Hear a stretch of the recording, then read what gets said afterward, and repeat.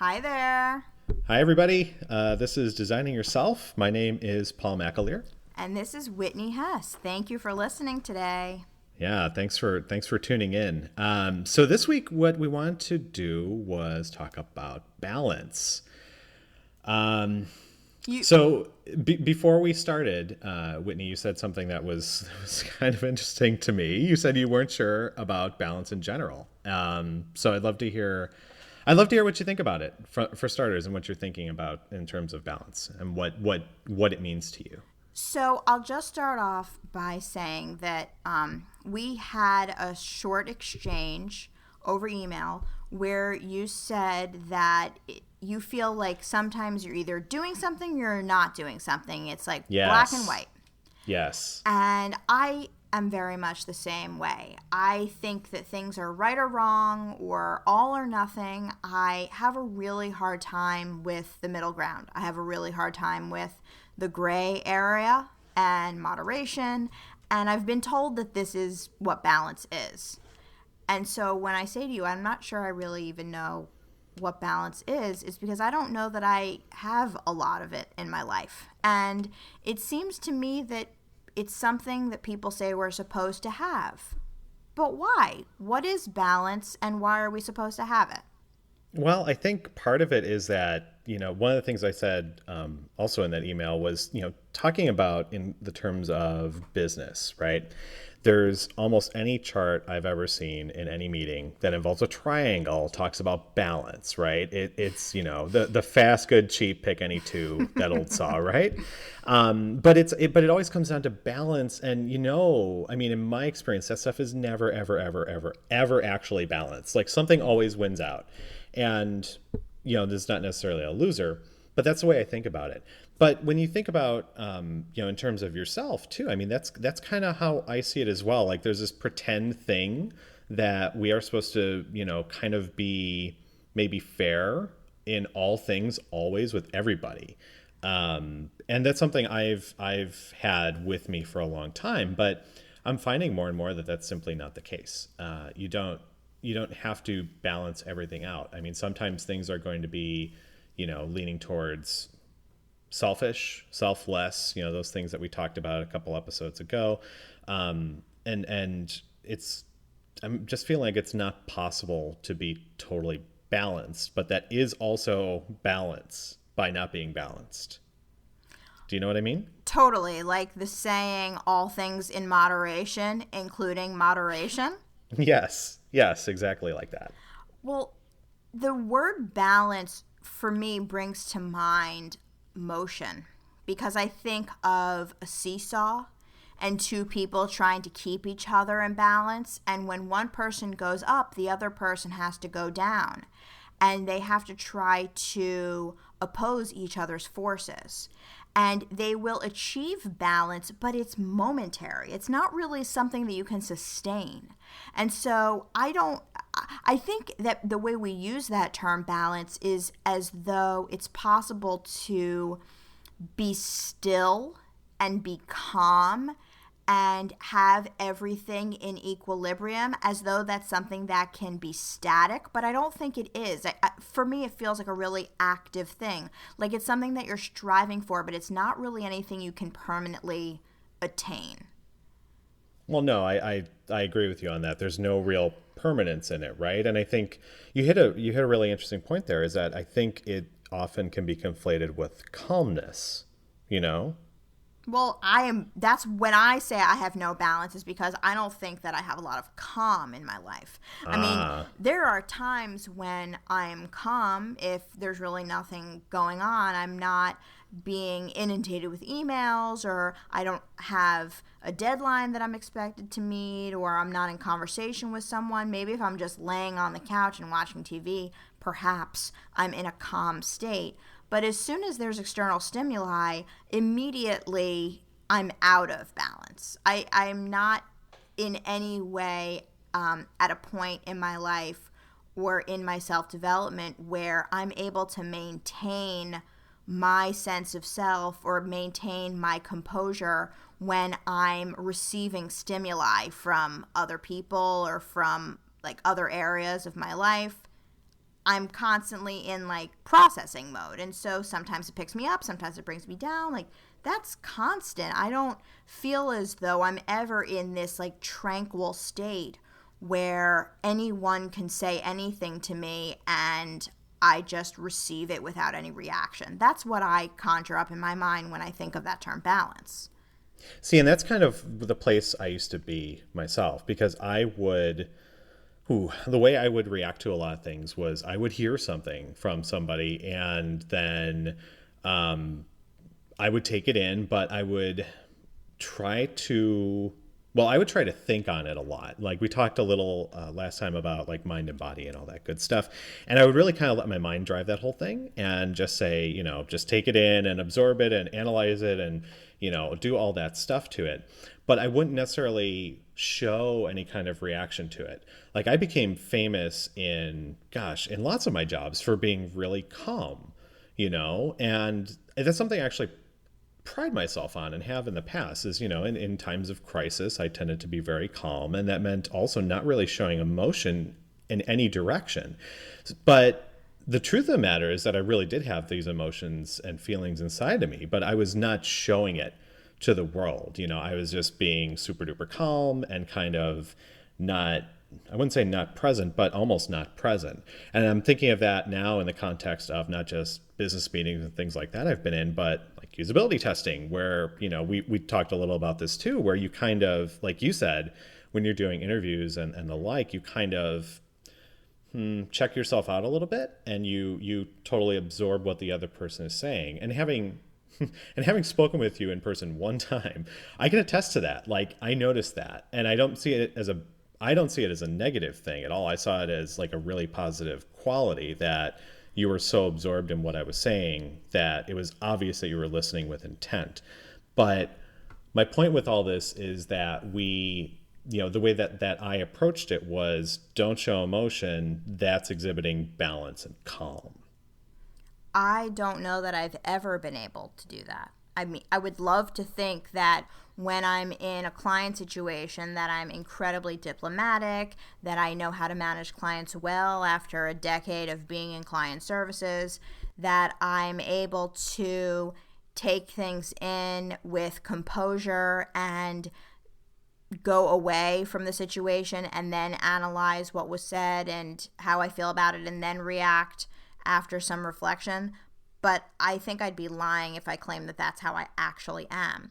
I think I am very professional, and I've been told by many of the people that I've worked with that I put on this kind of professional, I'm in professional mode when I'm in professional situations. People that know me personally that then see me in a business context later say, wow, you were so professional. And I don't know, now that I'm saying it out loud, I'm wondering, was that a compliment? But, or maybe it's saying something about how I am when I'm not being professional. Maybe. But I do know that there have been times where I have been confronted with things in a professional context that have rubbed me the wrong way, or that have made me feel like it's essential that I react immediately, and I do. And it's not always a conscious decision, okay, I'm going to react to this now. Sometimes I'm overcome. And it hasn't gotten me into hot water, thankfully. And in fact, I have been able to build a reputation for being forthcoming and not being beating around the bush and not yes sirring everyone, when in fact I believe that there's a better way to do things. People say that I raise issues immediately. And so there are some positives to that, but I can think of a couple situations where I wished that I had a deeper calm in me, that I was able to, be in that moment and allow someone to express themselves without immediately reacting to it. And I have not done that. I really feel as though there's a lot of a lot of imbalance, perhaps, that's just lying underneath the surface. That maybe I do a really good job of appearing a certain way when I'm in that mode. Like, I'm really good at putting up that front, perhaps. But what's happening below the surface is like tumultuous almost. And so, where does this balance even come from? Where does this comfort with the unknown and comfort in ambiguity and comfort in waiting, which I imagine is all inherent to balance, where does that come from? I don't know at all. I have no idea. And I'm going to not answer your question because you said something else that I found really interesting. You talked about professional mode, and this pulls into the idea, the old idea of work-life balance, right? And this is something that I've totally changed my perspective on relatively recently, right? So I also have a professional mode, and it's something I used to not notice, but the way I articulated it was always, the way that I am at work is different than the way I am anywhere else. And that is still mostly true, but I've been trying to change that in certain ways. I've been trying to be more expressive, more emotional, frankly, more vocal in things that matter to me, in matters of my work and my team's work and the work of other people and all that good stuff at work, because I'm starting to not. I see the benefit of a professional mode. I see that there's a time absolutely to be diplomatic. There is absolutely a time to be calm. I get that, and I agree with you on that.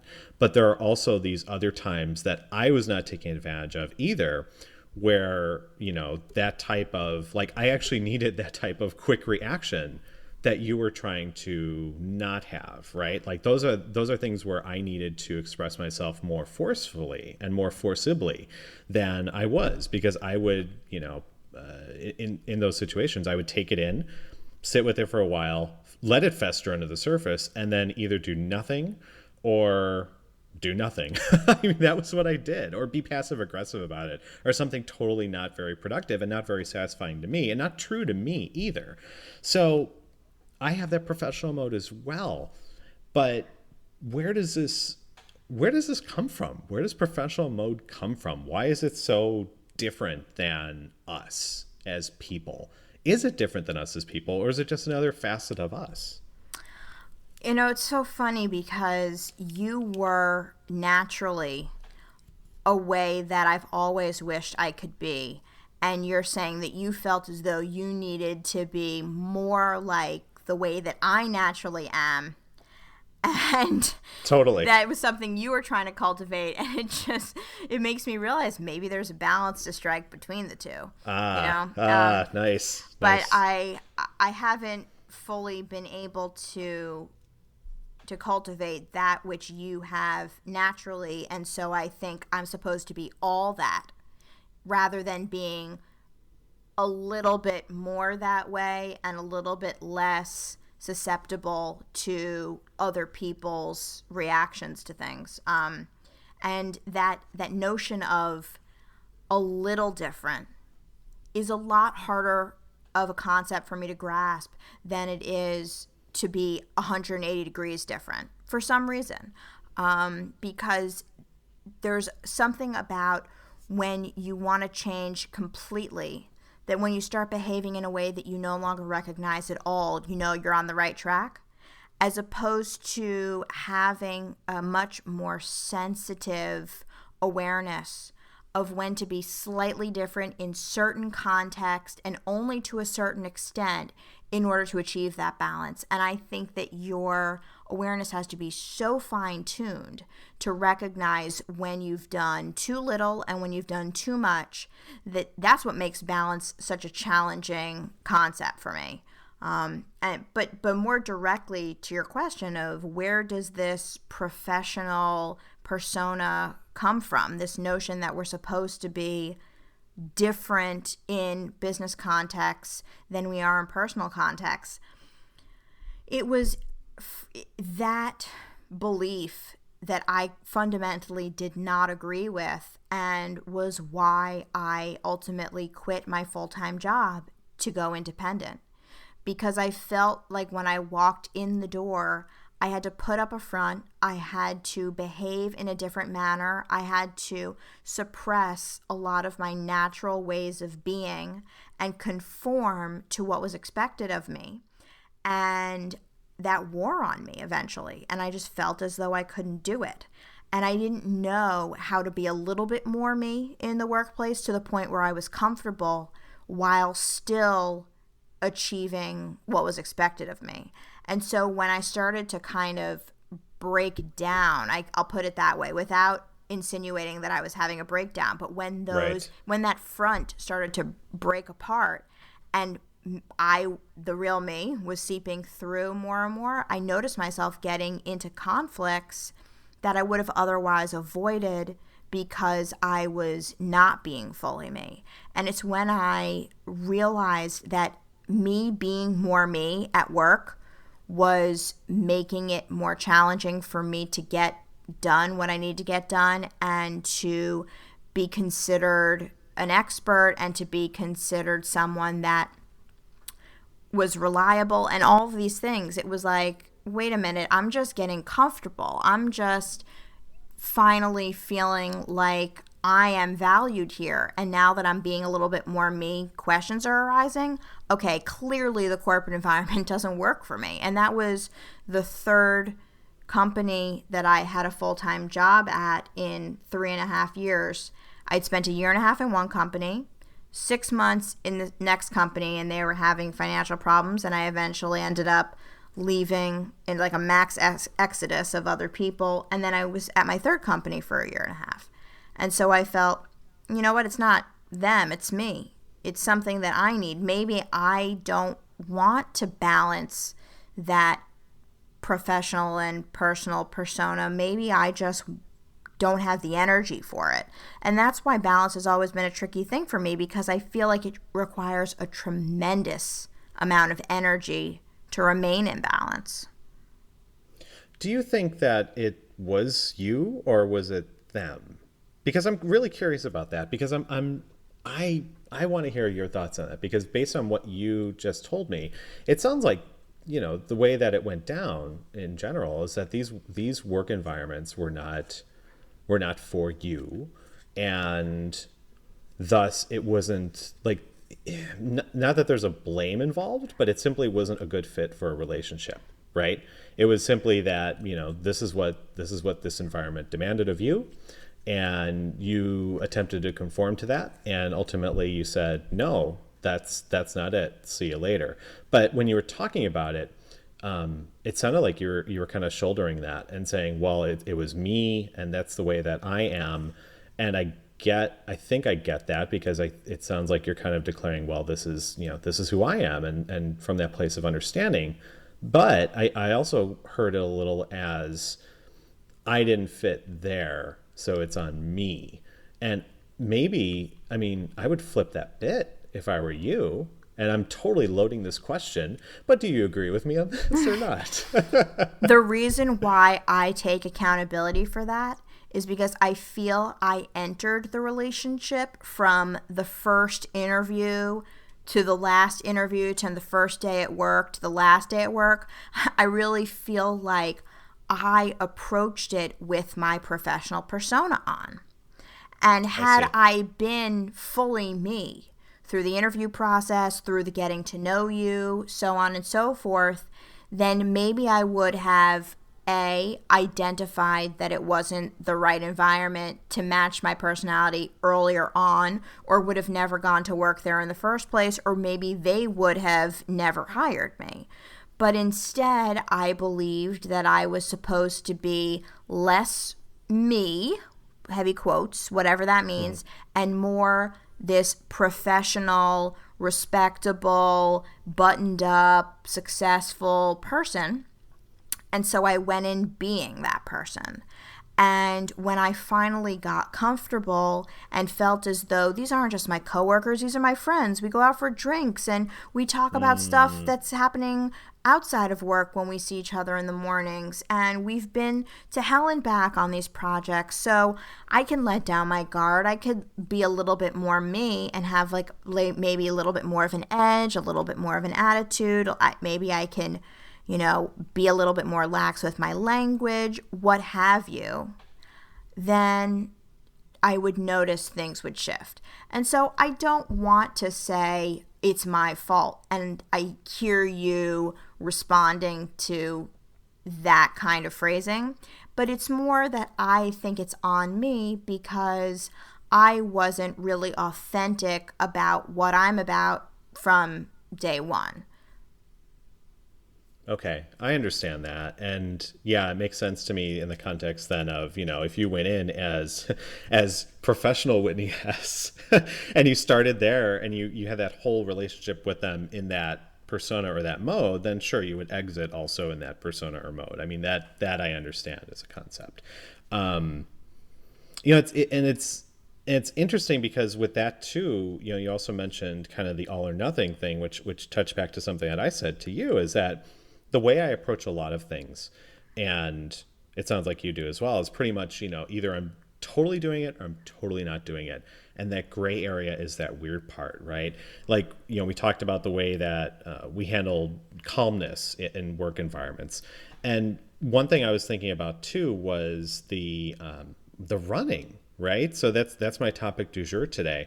When I started it, one of the things that I had a fear of was becoming a stereotypical runner, because for me, having that label had lots of negative things on it.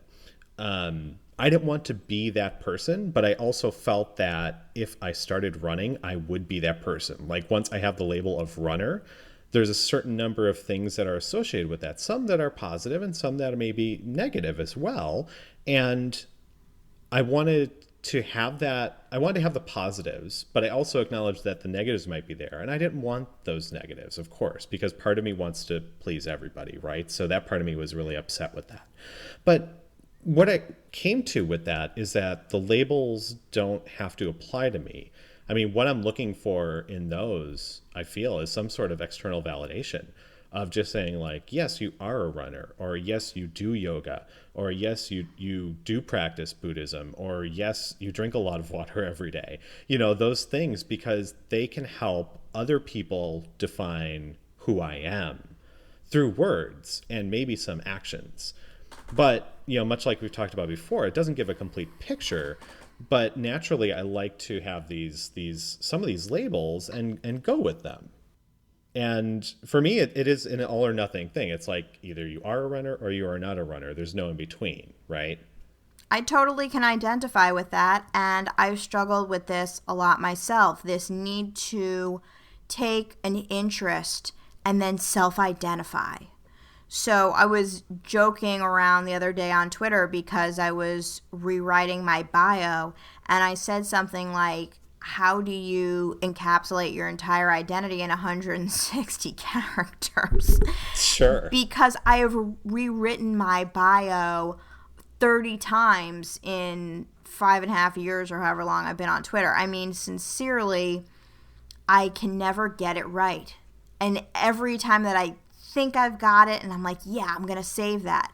And then I look at it again and I'm like, that's not me, because I want to say 100 other things about me because those are all part of my identity as well. And so I can identify with what you're saying. This idea that other people's concepts of us is going to be defined by what we claim that we do, and unless we're doing it fully, wholly, immersing ourselves in it, then are we really doing it at all? And I have struggled with that with a lot of different things in my life. For instance, being on 4-hour body. So they say it's not a diet, it's an eating plan, it's a way of thinking about food, whatever you want to say it is. If it's consciously changing the way you eat, I think it's a diet. And so it's been 2 years since I've been doing this, and my boyfriend had started about a month and a half before I did, and so we've been doing this together for a long time. And at first, we were great about it. It was 6 days on, 1 day off. You get your one cheat day a week, and you can eat whatever you want, but all the other days you follow a pretty rigid plan of no carbohydrates and no sugars and no dairy and lots of stuff. Well, as time went on, as our relationship evolved and as life evolved and different events, came up and we traveled and this and that, it became a lot less appealing to be on plan strictly 100% of the time. So there would be times that we would cheat, as it's called, and we would eat something we weren't supposed to eat on a day that we weren't supposed to eat it. And then we would eventually say, oh, let's get back on track. And we do that for a few weeks. And then something else would come up, an opportunity to go eat at a great restaurant, a friend's birthday, traveling out of town, just being tired at the end of the night and not feeling like cooking something good or whatever, just the whims of everyday life. And I really struggled with even saying I'm on 4-Hour Body, because I knew in my heart that it wasn't something that I was consistently doing 6 days a week, 1 day off. And I felt like I couldn't say anymore, I'm off 4-Hour Body, because I wasn't doing it as it was written to the letter in this one book. And that, I think, it kind of encapsulates my struggle with balance, because to be on 4-Hour Body is just your own personal definition of what that means. The way it's written in the book does not have to be the way that you incorporate it into your life. Just like Buddhism, just like user experience. I got a master's degree in human-computer interaction. The day that I entered industry, the lesson was taught pretty clearly that it's not going to be practiced the way it was in school. This is industry. Things are done differently here. And you have to strike that balance between doing it the ideal way and not doing it at all. And so these are the realities of the working world. How are we going to adapt what you've learned in order to do it good enough? How are you going to be on 4-Hour Body so that it's not ruling your life and it's not limiting your experiences, but you're doing it good enough? How are you going to be professional in the workplace so that you are appreciated and respected and able to get things done, but you're not denying your true self and you're not preventing people from getting to know the special human being that you are, so that you're being professional enough? And that's what I think balance is. And I don't know how people do it. How do you know if it's good enough? Well, so I think with that, there's a couple things. One is that we have these, and we've talked about this before, but we have these scorecards that are just kind of floating out there that let us know if we're doing something right or wrong. And again, that's a black or white thing, right? It's either you are doing it right or you are doing it wrong. There's no middle ground, but we know that there are tons of shades of gray out there. So when you're talking about things like, the 4-hour diet, when I'm talking about things like running, when we're both talking about things like practicing yoga, meditating, things like this, I think that both of us have standards in our heads for what the ideal is, or the perfect way of doing it, right? For me with yoga, it is like I am doing it every day. I am doing it in the morning, and it is awesome. And every time I am getting better at it. Now, the last part of that is true, even if I'm not doing it every day, because every day I'm getting better at it. Or if I don't do it every day, great. But every time I'm getting better at it. But isn't the brilliant part of life and that gray area and maybe the balance is that, kind of piggybacking on what you said, we take these things in. We take things in like like diets, or we take in things like exercise, or we take in things like relationships, or we take in other things. We read self-help books, we listen to awesome self-help podcasts, we listen to all this stuff. We take them in, and we feel them and we interpret them in our own way, and it's totally unique to every person, right? It's absolutely unique. And isn't that enough? Isn't that good enough? Because we are doing it, and we are deciding if we want to do it, and the level we want to do it, and everything, right? Like, I don't know at what point. Well, I'm starting to say this, but it's not true. But I'm going to finish my statement and then contradict myself. I don't know when I will no longer be a quote runner, right? But then I kind of do. It's like when I stop running and I feel that I don't identify myself in that way. It's like I used to play guitar a lot more than I do now, right? So for a long period of my early teens and 20s, like a lot of early teens and 20s, I said, I play guitar. I was practicing, I was learning, I got better at it. I never got really great at it, but I was comfortable with it. And I just kind of put it away for a while. And, I struggled with that because I still wanted to identify as someone who played a guitar and was a guitar player, because I like that. That's something that I kind of aspired to in a way. And that's a quality that I wanted to have. So in my Twitter bio, I would love to have guitar player, right? For instance.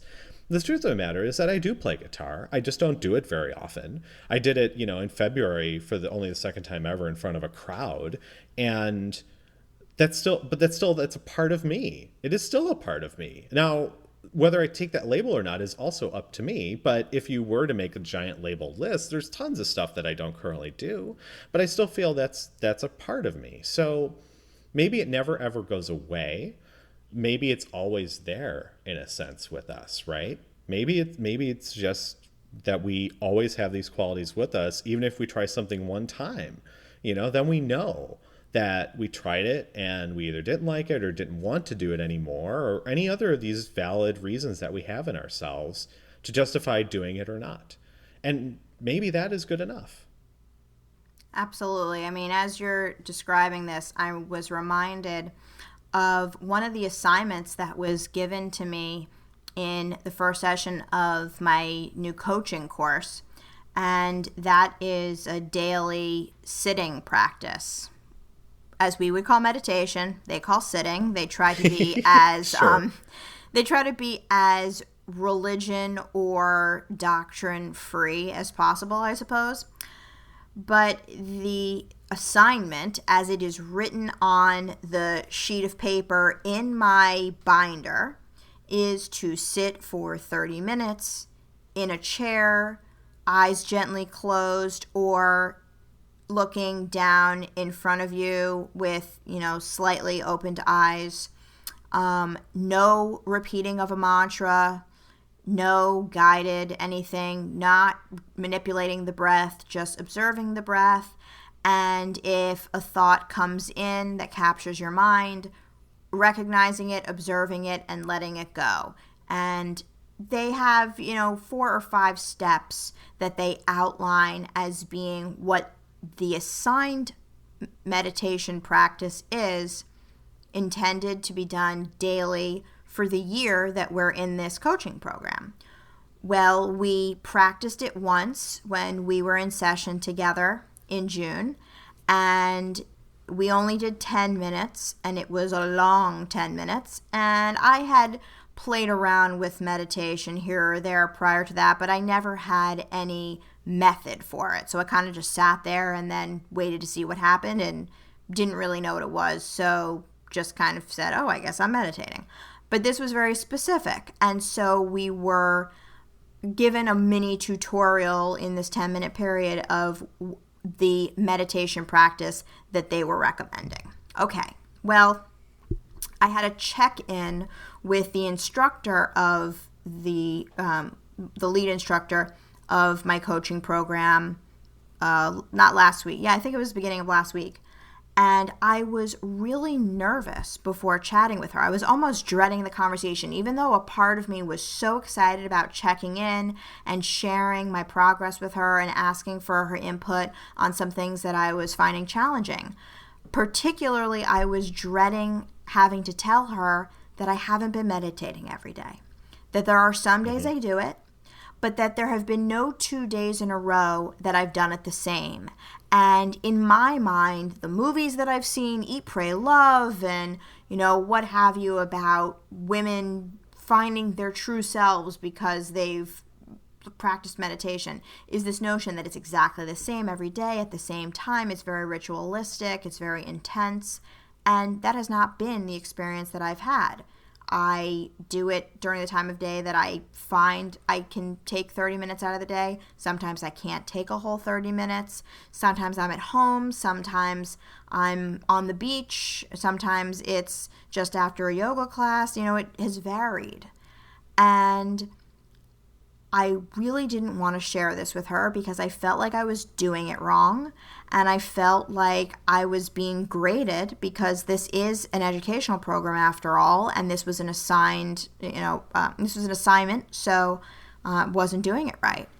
And when I shared my progress with her, she said, okay, so it sounds like carving out 30 minutes a day at the same time every day in the same place is really not realistic for you. So what if we did instead that wherever you are, that you're able to take some time to relax and check out, that you just take whatever time you can in any context that you're in, and even if it's while you're doing something else, even if it's while you're walking somewhere, you just, take the principles of what we taught and you integrate it. And she was basically saying, don't sweat it. This isn't supposed to be rigid. This isn't supposed to be done exactly as it was described, as though that's the only right way to do it.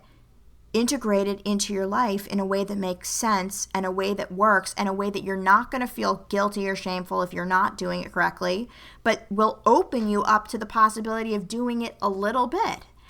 And I was so struck by, at the time, what I considered to be her generosity, but I later realized was wisdom. And I was reminded of how many times I have worked with clients who've said, the way that you taught us to do usability testing, the way that you've taught us to do user research, we love the concept of it, but it's just not realistic for what resources we have right now, the time crunch that we're on, our financial situation, the availability of our staff. Is there a smaller version of how we can do this? Is there a modification to this? And that's ultimately what I became known for. And I did a lot of work with startups almost immediately when I went independent, because I was able to take what would otherwise be a 3-month process and distill it down to 1 week or even 1 day, if that's all the time that they had, because I believed that some data was better than no data. Some empathy was better than no empathy. Some intel from the outside world was better than none. And if you were going to be so rigid in how you were approaching doing it, that it had to be done to the letter, that it was never going to get done at all. And that's when you're saying, like, either I'm a runner or I'm not a runner, I'm a guitar player or I'm not a guitar player, that's what that conjures up for me. This shamefulness that we feel when we haven't fulfilled whatever expectations we believe makes us officially a blank, to the point where it prevents us in the future from dabbling and eventually becoming that. We just shy away from it instead because we haven't fulfilled it to the extent that we feel we're supposed to. Totally. I absolutely agree. And another thing I was thinking about was that a number of years ago now, and I say a number of years, and really it's 13 years ago, I just wanted to start painting, and I hadn't done that really outside of school, because I went to art school, and that's one of the things you do in art school is paint. But I really got the itch to paint. So I bought me some canvases. I went to the art supply store, got some paints, didn't quite know which I needed to get and all the tools and all that stuff.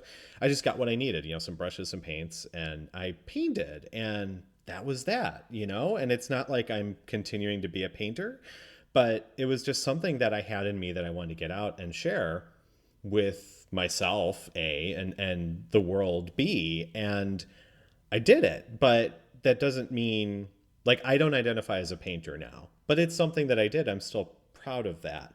And to me, that's one of those things that's a little tiny, tiny gray area. Another thing that you mentioned too, and I'm glad you brought this up too, is the repetition and continuing to do something. It made me think of the Seinfeld calendar. Have you heard of this? No. Okay, so this is old school stuff, and I'll link it up. It's old school. It's so cool you haven't heard of it. But it was that. So it was Brad Isaac shared this on Lifehacker a number of years ago. This is a different number of years ago. So this is only 6 years ago. But he talked with Jerry Seinfeld and wanted to get advice on how to be a better comic.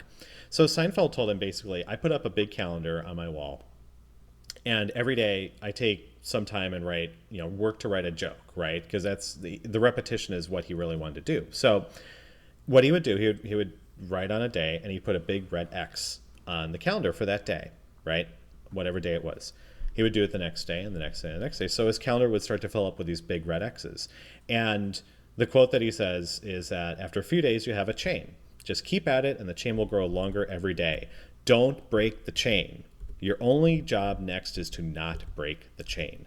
And that to me is just another visual, in this case, very visual, very obvious method to say, like, hey, if you repeat something over time, you're going to get something out of it, right? The repetition is part of that balance as well, right? Because if you do something once, like paint, it's not there's no value judgment on it, whether it's bad or good. But I'm also not honing any of my skills as a painter, but I'm comfortable with that. But if I want to, do something on a daily basis, if I want to do yoga on a daily basis, or I want to write on a daily basis, or I want to tweet on what seems like a half-hourly basis, then I might benefit, and some other people might benefit from some sort of visual reminder of that, just as another form of motivation, other than, just having this in your head, getting it out of your head and saying, this is what I've got, other than the actual product or whatever you're making to show for it, but some sort of, something that shows your method, something that shows your process. Have I told you about the Lyft app yet? Oh, I have heard of it, but you need to tell me about it. It was created by my friend Tony Stubblebean, who created Crowdvine. Do you remember Crowdvine from a few years ago? I do not. I'm sorry to say. Crowdvine was the original social network for conferences. Totally awesome web app, and I don't know that it's entirely defunct. I would love if it was still being used, but essentially it would allow people to connect with conference attendees prior to the conference. So you could set up like who you were going to meet and who you already knew and what events you or what sessions you wanted to attend and stuff. And it was like a great planner. And then you can go and actually check off people that you had met at the conference. This is pre-lanyard. But anyway, that was created by Tony Stubblebean, and now he's created the Lyft app, which is something that when he first was testing it with friends, I tried it out and I was kind of like, okay, I see the concept, I like the concept, it's in line with the way I think, but I don't have any room in my life for this. But just recently, I went back to it and I'm like, whoa, I get it now. So, it is like a to-do app in that you add tasks to it. However, these are not one-off things that you need to achieve in a day. These are the habits you're trying to form. And so every single day when you pull up the app, the same habits appear. It's one single list, and you can complete those every day, and you can see the running totals of how many days in a row you've completed it or how many weeks in a row you've completed it. You can add notes to it. And what's also fun is that they are shared across the community. So when you're typing in a task or a goal or a habit that you want to add to your list, it's doing a search throughout the community. It shows you all of the relevant matches. You can choose to add your own in your own wording, or you can select one that other people are participating in, and then you can see the 1,000 people that are all trying to take a multivitamin every day or trying to do yoga every day. And so recently, because I have a lot of practices assigned to me through the coaching program, I'm doing the Artist Way with a group of friends right now, and there are a lot of tasks that are assigned each week in the reading, things that I want to be able to get done. And just in the work that I'm doing to develop myself, I'm trying to make better habits stick, in creating a routine, in making sure that the things that really matter to me I'm getting done every day, and I'm not just getting stuck in my to-do list of tasks that are one-off things that I just feel I have to get done that day for some reason, but the things that really truly matter to help me be the person that I want to be, I'm putting those into Lyft. And I've only been back using it like the last 5 or 6 days, but I'm loving looking at it each night and checking off all the things that I achieved. Yes, I went to yoga. Yes, I did meditation. Yes, I took my multivitamin. Yes, I called or emailed a good friend out of nowhere. Yes, what are my others? I wrote in my journal. And I have a bunch of them. And not all of them are intended to be achieved every day, and that's okay. It's not like the numbers are ticking up like in an inbox of all the things that I haven't gotten done that day. Some of them are weekly goals, but it's still so nice to have that there, and it gets back to what you were saying about that repetition. And if you don't do it one day, that's okay. You can break the chain. I feel as though that's almost a little too rigid for me, even though I like the concept. It's too much pressure for me. And once I feel as though there's like this external pressure, I rebel against it. So instead, that list is just there for me to check in with. If I did it that day, great. If not, it's going to appear on the list again tomorrow. It's not stacking up. It's just showing the same list every day. And I'm absolutely loving it. I really recommend it. That's pretty awesome. I'm looking at some of the screenshots of it right now. And, it's interesting because it reminds me a lot of the daily review feature in Things, which is my to-do app of choice. Because you can also set up repeating things, pun fully intended. So if there's something I need to do on a regular basis, I can set it in there and say, every 2 weeks on a Monday, show this to me. Usually I use it for stuff like, hey, I got to swap out my contacts. It's been 2 weeks, stuff like that. And then I look at that every day. In theory, I look at that every day and I review what I need to do that day, right? But I think the interesting part of Lyft is the community around it and the fact that it's gravitating towards habits. Now, you could use Things or any list app or anything like that to do this, but not having used it, but just the whole community aspect is pretty wild to me. I mean, I like that notion, and that's something when I think about in the context of my running. That's something that I like about Nike Plus, is because then, a little bit of the not breaking the chain stuff, a little bit of the community stuff, but really being able to look at a chart in the app and say like, wow, this is when I did it. And I can see it over time. And for me, that's the exciting stuff too. Like the numbers part of me digs that stuff so much, because then I can see a chart and see how I did and all that stuff. And it looks like some of that is also in Lyft, and that's something that I think is unique to it versus a straight up to-do list app, because it might tell you like, hey, you did this task 8 times, but in Lyft, it has a very nice graph that goes along with it, and it's just something you can kind of reflect on as well. And that ticks the box, oh, pun intended, for making lists and for people who love lists, right? Because it's that satisfies that geeky need that we've got. The other thing too, gummy multivitamins are the way to go. Really? Totally, they are so great. I highly recommend them because here's the deal.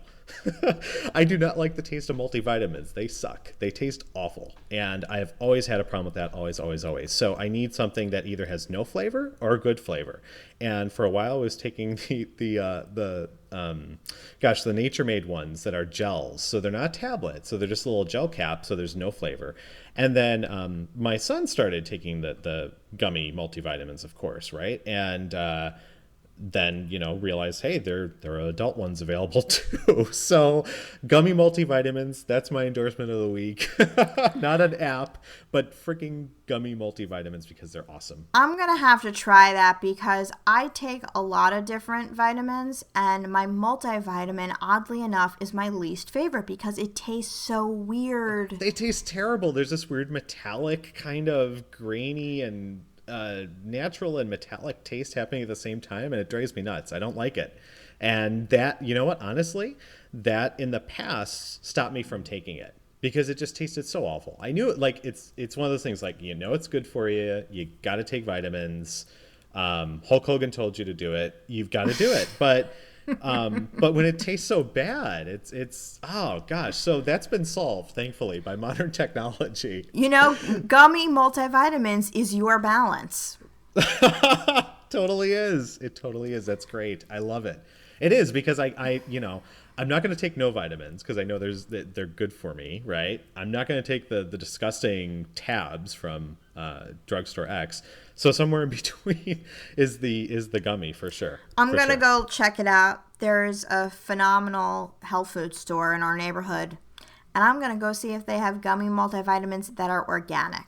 Let's see if that happens. Oh, I bet those exist. That's pretty awesome. I love it. So, regardless of whether you are repeating these things, if you're taking your multivitamin every day, or if you're sticking to the plan, the eating plan, or doing your yoga or whatever, part of what I struggle with against balance, and I think this is just because of my mentality, is that it feels as though you're trying to balance in the positive direction. Like you're in a negative place and you're trying to get to a positive place. At least that's how I think about it when it's discussed. But when I'm thinking about it now more deeply, now that we're talking about it, because I think this must be the longest conversation about balance I've ever had, I'm coming to a realization that it's the balance of the good and the bad. It means allowing yourself the bad as much as striving for the good. It's not about perfection. Otherwise, it would be called perfection. It's not all good. It's some good. And I'm reminded of yin and yang. I'm reminded of, you can have 2 glasses of wine a night. I'm reminded of a piece of chocolate a day is recommended for women. I'm reminded of a lot of things where it's understood that we crave certain things. It's understood that we even need certain things. It's when we have too much of a good thing, as the saying goes, that's when we get ourselves into trouble. And I think that I don't take that in as much. I don't really accept that as being true or good, because when I think about needing to be in balance, I see it as a limitation more than allowing yourself to have those things that you want, but to a certain extent, to have enough, that word that we were using earlier, without having too much. And perhaps my struggle is that I don't know where that line of just enough is, and I either indulge and I go into the too much territory immediately, or I restrict myself from having it at all out of fear that I will step over that enough boundary. And, one of the things that is brought to mind immediately is in the readings that I've been doing on Buddhism lately, because I have been exploring Buddhism pretty seriously, is this one of the concepts, one of the primary beliefs, one of the 4 noble truths, as it's called, is that suffering is the result of indulging in pleasures. And I really was not digging this at first when I read this. I liked a lot of things that I read about Buddhism, but specifically that this notion that we should give up the pleasures because eventually pleasure becomes pain. You can't sustain pleasure forever. And when that happens, you suffer. I was like, not really buying it. Buying a lot of the other stuff, but I was not buying that.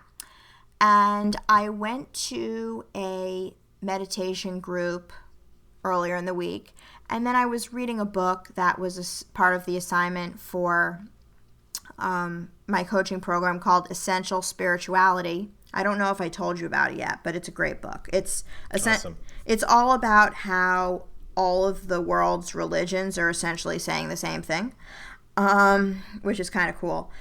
And what it clarified for me, both this meditation group that I went to and the passage that I happened upon in the book, was that it's not that pleasure is bad or wrong, or that it in Buddhism or in any of these other traditions that we're being taught to not have pleasures or not have preferences or not experience the positive excitements of life.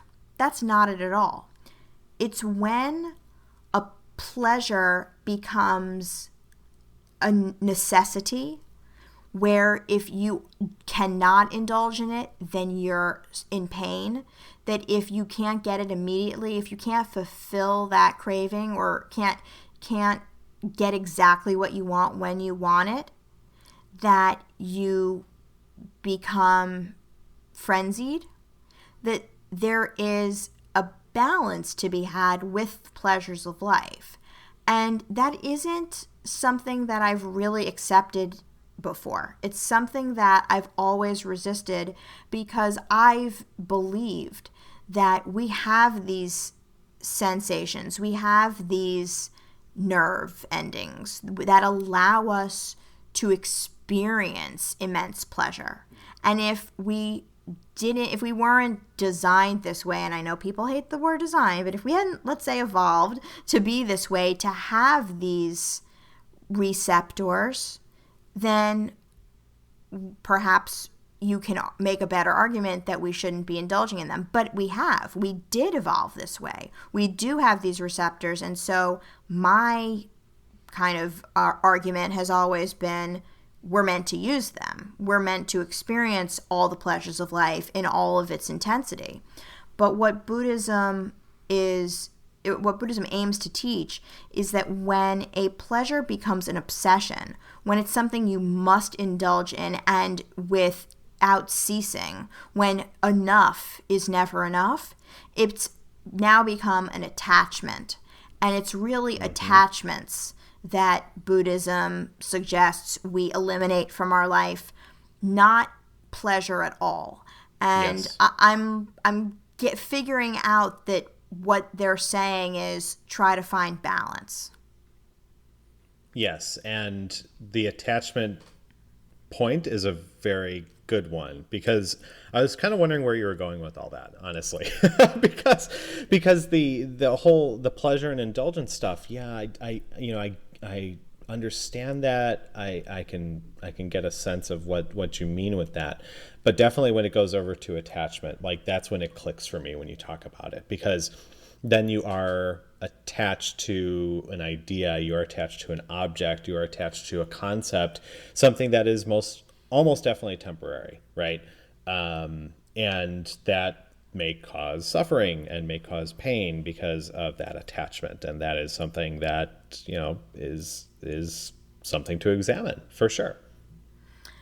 One of my dear friends, Roz Duffy, told me about Ganesha, which is a symbolism, I think, in Hindu. I'm probably wrong now that I'm saying it. I think it's one of the many gods in Hinduism, and it's an elephant that has a lot of wisdom and compassion associated with it. But the reason I bring it up is because one of the diagrams of Ganesha that I found online has a little mouse kind of sitting at her feet, and the mouse represents desire. And what it says is, unless under control, can cause havoc. You ride the desire and keep it under control and don't allow it to take you for a ride. And that's almost how I think balance is intended, what its role in our life is intended to be. Going back to that image that came up for me early on in our conversation with the seesaw. You have to be in control of your half of that seesaw. Otherwise, it's not really fun because you're just being jolted up and down by the other person, or you're letting gravity and momentum take over. And it can be very disorienting, especially if one person is much heavier or lighter than the other. So, it's really only fun when it's a balanced ride, and when you are enjoying flying up in the air, but you're also enjoying being rooted down and allowing that other person to dangle.